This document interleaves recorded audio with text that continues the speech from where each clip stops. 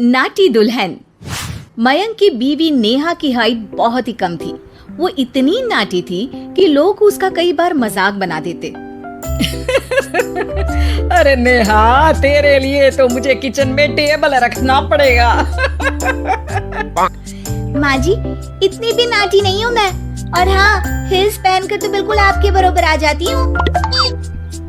अरे तेरे पापा ने महंगी कार का लालच दे दिया, वरना तो मेरे बेटे के लिए लंबी लंबी लड़कियों की लाइन लगी थी। क्या बताऊं तुझे, कटरीना फैल थी उनके सामने। पर माँ जी, आपका मयंक भी तो हाइट में कौन सा अभिषेक बच्चन की तरह है जो कटरीना मिल जाती। वैसे भी मेरी और इनकी जोड़ी तो राम सीता की जोड़ी है, राम सीता की। एक दिन सभी खाना खा रहे होते हैं, तभी माँ, दाल बहुत अच्छी बनी है, जरा और देना। रुको जी, मैं लेकर आती हूँ, किचन में है। वैसे भी मैं खड़ी ही हूँ। ये सुनकर सास हंसने लगती है। तुम खड़ी हो या बैठी, एक जैसी लगती हो।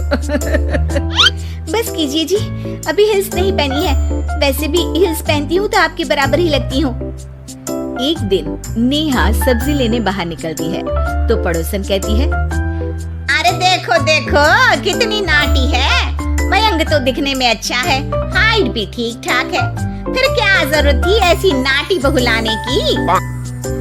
दहेज बहन, दहेज। अंधे हो गए थे पैसों के पीछे, अब करे जगह साई। दोनों की बात नेहा सुन लेती है और उसे बहुत गुस्सा आ जाता है। आंटी जी, एक बात बताओ, मेरे पापा के पास पैसे हैं, उनको अच्छी लड़की की तलाश थी, ये पसंद आए और शादी हो गई। इसमें मेरा क्या कसूर है जो आप लोग मुझे सुना रही हैं? अरे नहीं नहीं नेहा, हम तो तेरी सास की बात कर रहे थे कि कितनी लालची औरत है। देखिए, वो लालची नहीं है। हाँ, उनकी कुछ शौक है जो वो अपने बेटे से पूरा करवाना चाहती है। और देखा जाए तो उसमें उनकी गलती भी क्या है भला। अगर इन्होंने मुझसे शादी की है तो जरूर कुछ न कुछ तो अच्छाई नजर आई होगी ना। और अब ना तो मैं आपकी बहू हूँ और ना ही आपके रिश्तेदारों को मुझसे मिलना है। फिर ये बात समझ नहीं आई कि आप इतना परेशान क्यों हो रही हैं। ये बोलकर नेहा वहाँ से निकल जाती है। नेहा, चलो तैयार हो जाओ, हम लोगों को एक पार्टी में जाना है। नेहा तैयार होकर पार्टी में जाती है, जहाँ मयंक का दोस्त उससे कहता है, अरे मयंक, तू लकी है यार, तेरी बीवी की हाइट इतनी कम है कि तुझे बच्चे की जरूरत ही नहीं है, भाभी ही बच्ची जैसी है। और मयंक, मेरी बीवी इतनी कम हाइट की हो ना तो मैं तो घर से बाहर ही ना निकलूं, कहीं फुदक कर चली गई तो लेने के देने पड़ जाएंगे। सभी नेहा पर हंसने लगते हैं। तभी पार्टी की जगह पर आग लग जाती है। अरे भागो यहाँ से, जल्दी करो, निकलो यहाँ से। अरे लेकिन बाहर के दरवाजे पर ही आग है, अब कैसे बाहर निकलेंगे? कोई रास्ता भी नहीं है। अरे रास्ता है ना, अगर कोई इस खिड़की से बाहर निकलकर अगर सामने के दरवाजे में आग को बुझा दे तो सब निकल सकते हैं। तभी नेहा उस छोटे से जरोखे से बाहर निकलकर आग को बुझा देती है। अरे वाह, भाभी जी ने तो आज हम सबको बचा लिया। वाह भाई वाह, बीवी हो तो ऐसी, अपने पति ही नहीं बल्कि यहाँ मौजूद सभी की जान बचा ली है इसने। भाई मयंक, माफ कर देना, तेरी बीवी तो सच में कमाल है।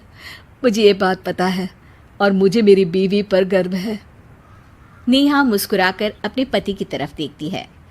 कुछ दिनों बाद जब नेहा और उसकी सास मार्केट जाती है, वहाँ पर, अरे भैया, ये कपड़ा तो देना, कितने का पड़ेगा?